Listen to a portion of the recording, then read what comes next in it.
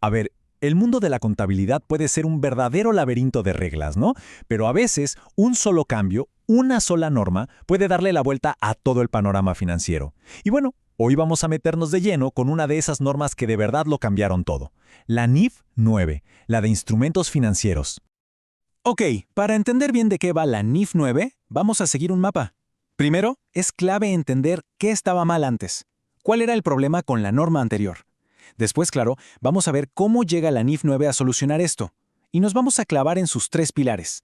Cómo se clasifican los activos, el nuevo modelo para las pérdidas, que es un cambio gigante, y la contabilidad de coberturas.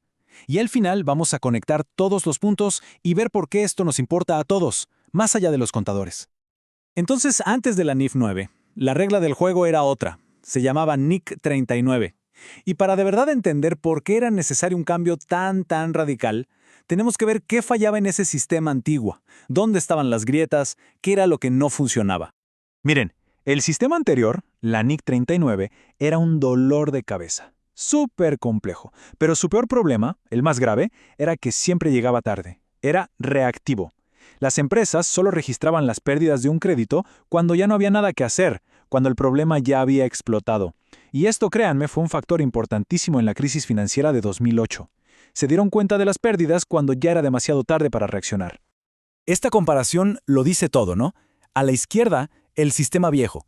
Era como manejar viendo solo por el espejo retrovisor, o sea, reaccionando a un choque que ya tuviste. La NIF 9, por otro lado, nos da un telescopio.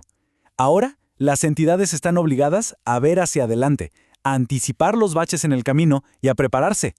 Es el cambio de una mentalidad de pérdida ya ocurrida a una de pérdida que se espera. Y justamente para arreglar ese problema de miopía financiera y como respuesta directa a todo lo que se aprendió en la crisis, el Consejo de Normas Internacionales de Contabilidad, el IASB, sacó la NIF 9. Pero ojo, esto no fue una simple actualización, fue una reconstrucción total, con una filosofía completamente nueva. El objetivo era súper claro. Había que deshacerse de ese rompecabezas de reglas confusas de la NIC 39 y construir algo coherente, algo que mirara al futuro. La idea era, básicamente, tomar todas esas piezas sueltas del pasado y armar una estructura lógica y fuerte. Y este nuevo enfoque se apoya en tres pilares fundamentales que vamos a ver ahora: clasificación y medición, el deterioro del valor y la contabilidad de coberturas. Ok, arranquemos con el primer pilar, la clasificación.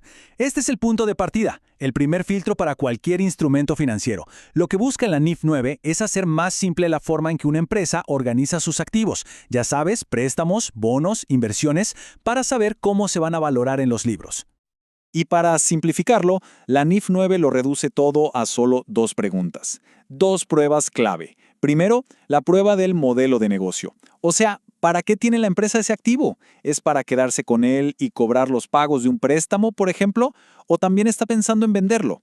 Y segundo, la prueba de los flujos de efectivo. ¿Esos pagos que recibe son solo el capital y los intereses o hay algo más? La respuesta a estas dos preguntas tan simples define todo lo que sigue. Y como vemos aquí en la tabla, las respuestas a esas dos preguntas nos llevan a tres caminos, tres categorías bien definidas. Si el plan es quedarse con el activo para cobrar y los flujos son solo capital e intereses, entonces se mide a costo amortizado. Sencillo. Si el plan es cobrar, pero también quizás venderlo, se va a valor razonable con cambios en otro resultado integral, o VROI para los amigos. Y para todo lo demás, como los activos que se compran y venden activamente para negociar, esos van a valor razonable con cambios en resultados. Esto trajo una claridad que, de verdad, antes no existía. Y ahora sí, llegamos a lo que muchos consideran el corazón de la NIF 9, el cambio más grande y con más impacto, el modelo de deterioro. Aquí es donde dejamos el telescopio y pasamos a la acción. Es un cambio total en cómo las empresas tienen que anticipar y guardar dinero para las posibles pérdidas de crédito. El modelo de antes era como esperar a que la presa se agriete para empezar a preocuparse. Con la NIF 9 es todo lo contrario. Ahora las empresas tienen que estar viendo el pronóstico del tiempo, ver si se acerca una tormenta en el horizonte y empezar a poner los sacos de arena mucho antes de que caiga la primera gota. Se trata de provisionar para las pérdidas que se espera que pasen, no para las que ya pasaron. Y este enfoque, esta forma de ver hacia adelante, se aplica con un modelo de tres etapas. Piénsalo como un semáforo de riesgo. En la etapa 1, para los activos que van bien, sin problemas, se aparta una provisión para las pérdidas que se podrían esperar en los próximos 12 meses.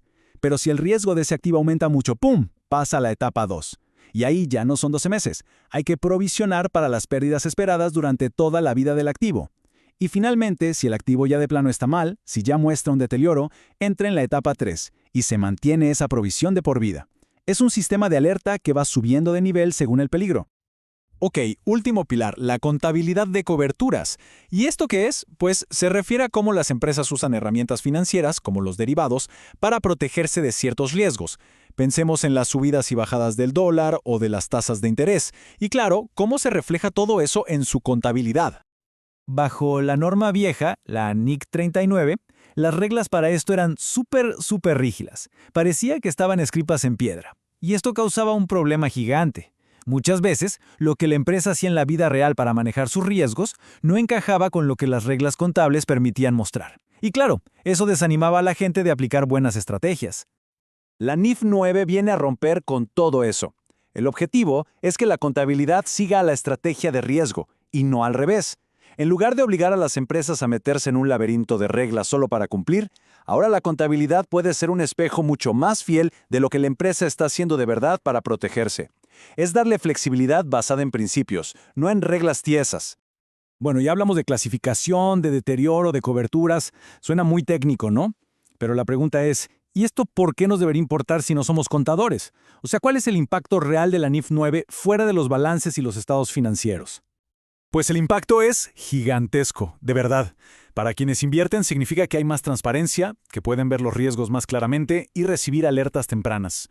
Para las empresas, sus reportes financieros ahora sí reflejan mejor cómo operan y cómo se cuidan de los riesgos. Y para los reguladores, esto funciona como un sistema de alerta temprana para problemas que podrían afectar a todo el sistema. Al final, lo que se busca es tener un sistema financiero global más estable, más predecible.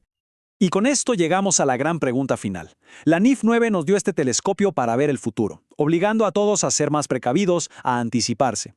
Sin duda cambió las reglas del juego, pero la pregunta del millón sigue en el aire y genera muchísimo debate. Con estas reglas que miran hacia adelante, ¿el sistema financiero global es de verdad más seguro ahora? Es una reflexión clave que nos dejó la era postcrisis.